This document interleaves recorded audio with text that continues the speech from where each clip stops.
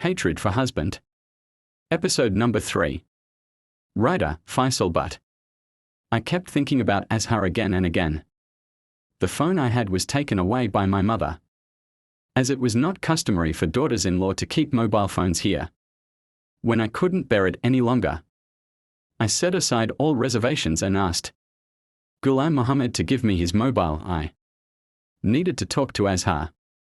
Hearing my words, he looked at me in surprise. But I had reached the peak of shamelessness.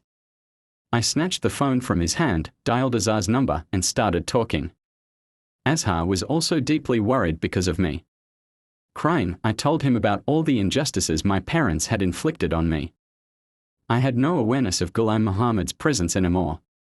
He silently spread a sheet on the floor and lay down. I kept talking to Azhar for quite a while. I had turned this into a routine every day. I would take my husband's mobile and talk to Azhar. Azhar was still ready to accept me. One day, the signal kept dropping repeatedly.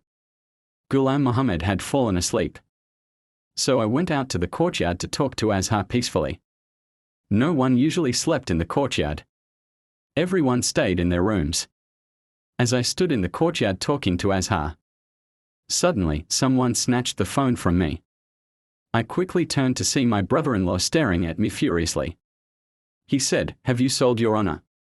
Having a lover while your husband is alive?" I had no idea how long he had been listening to my conversation. His voice was harsh and loud, and I was terrified to be continued.